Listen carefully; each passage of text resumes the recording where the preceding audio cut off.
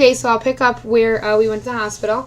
So we got over to the hospital. We went into the emergency room because that's just the easiest place to get in there. Sat there for a few minutes. They sent a nurse down from labor and delivery to take me up there. The very first thing that they do is they wanted to make sure I was actually in labor.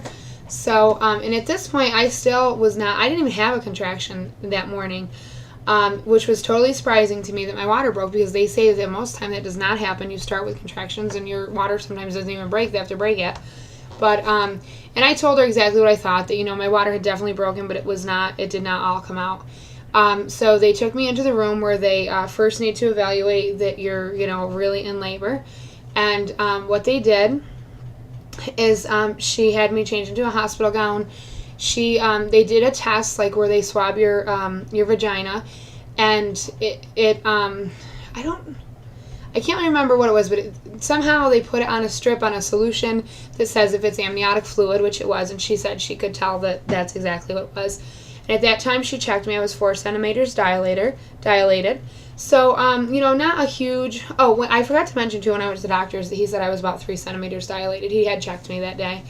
So it's about a centimeter more than I was the previous night, or the previous afternoon. So, they moved me into a hospital bed, into, a regular delivery room. And at that point, I was starting to get contractions. They were starting to get painful, still nothing that I couldn't handle. She asked me, she said, are you going to want pain medication, or, what's your plan? I said, I didn't want to do pain medication. I said, but I'm kind of thinking right now, how's it going to go? I was really scared of the pain, and it turned out to just not be a big deal. And I hate to even say that, because I know some people have awful, awful labors, but everything went so quick, and I'll tell you guys about that in a second, that it was not that bad. It's totally doable naturally. At least as far as I got, and I'll talk to you guys about that. So from there, we were moved into a regular room, and like I said, I was very much, I told my husband I just wanted to kind of go with the flow. I did not want to get stressed out over what happened, and I am so surprised with my personality how go with the flow I was. Part of it I regret at this very second. I'll talk to you about that a little bit, but for the most part, everything went really well. So they hooked me up to the monitor. They called the doctor on call. It was not my doctor. And they told me that she was a pretty laid back kind of person. She didn't have a lot of intervention and things like that, because I didn't want that. And, that seemed good. However, when they talked to her, because of the ultrasound, I think was the reason from the previous day, that she wanted me continuously monitored. And I was like, whatever, I don't care, whatever. I was there to have a baby, and I didn't care how he came out. I got him anyway.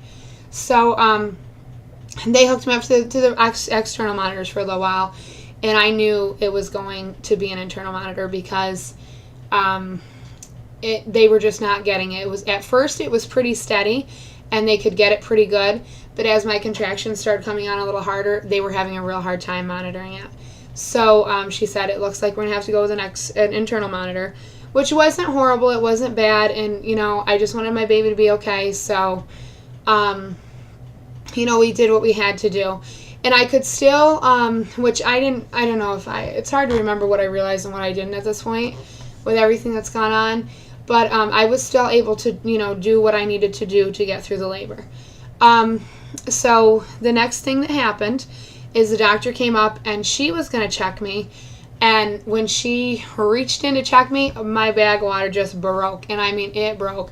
There was so much fluid. I mean, she said, it's funny because I ended up having a midwife there too, because she was on, there to be the second person to help her out or whatever, and I'm so glad she was, because she was just absolutely wonderful through everything.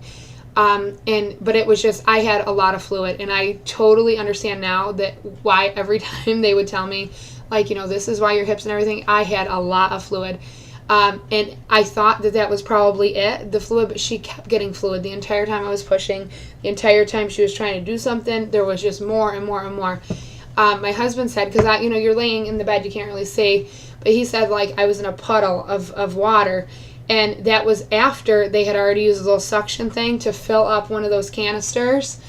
Plus, they filled up a garbage can, I think a small one or whatever, but there was a lot of fluid. And it was kind of gross, because when they checked me, they had me put my feet together and kind of bring them into my body, and it was just all over my feet, and I was sitting in it, and it was really gross.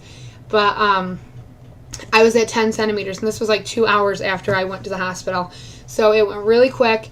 And I didn't really have a hard labor. I had no pain medicine up to 10 centimeters. I think I did really well. And what we did that really worked for us is when I got a contraction, I was sitting on the edge of the bed. I'd reach up and hold my husband, and we just kind of rocked back and forth, and I would just breathe through it. And I tried to focus on what was happening.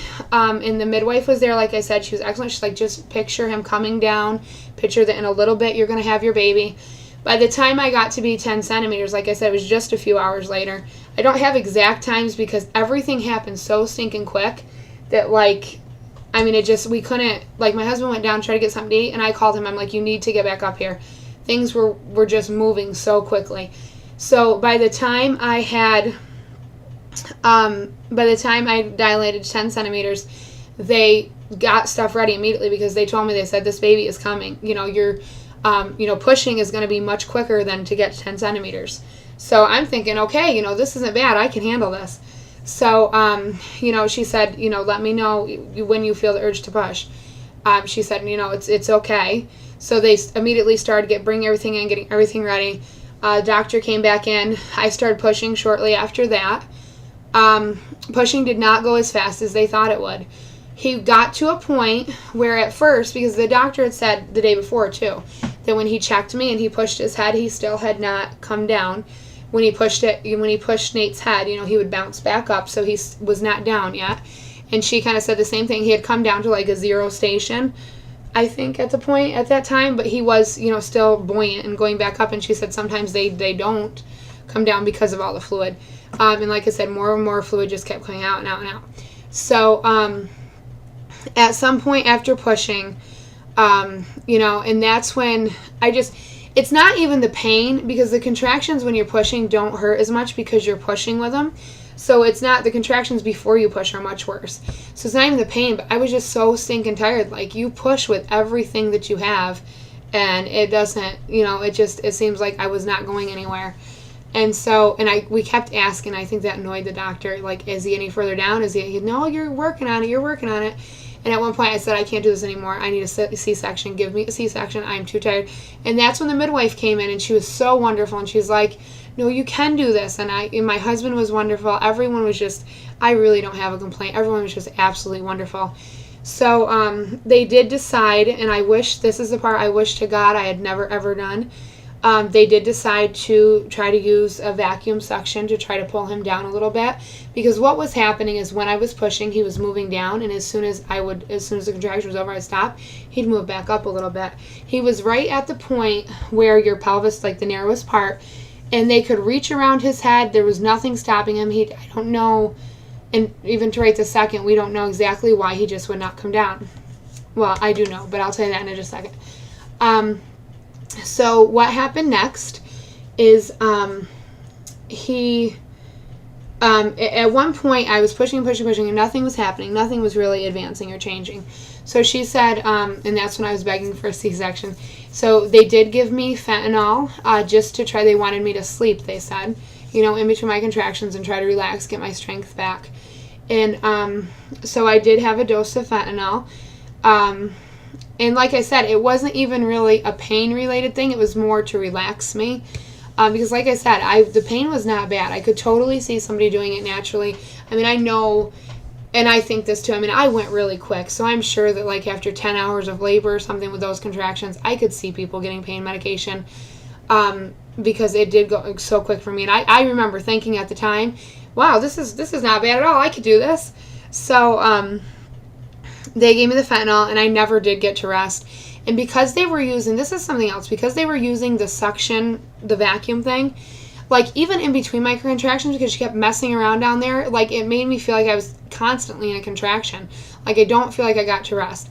And, it all, I think, added up to the point where I just couldn't, I felt like I couldn't do it. So, then what happened is they gave me like, I don't know, again, times are crazy because I don't know how long it was or whatever, but she gave me a rest where I wasn't pushing. And then once she did that, shortly thereafter, like, I couldn't stop it. Like, I've heard people talk about this where, like, your body just does it. You don't even, like, I was just pushing without even trying. And I was on my side at that point, and I was really making progress on my side. And the midwife wanted to leave me on my side, and the doctor wanted me to flip back to my back. Once I went back to my back, I didn't get that strong of an urge anymore where, like, my body was helping me so much. And so we spent another hour or two pushing again, and he wasn't moving. I'm going to go ahead and stop it now and pick up another video. I'll just talk to you guys in just a minute.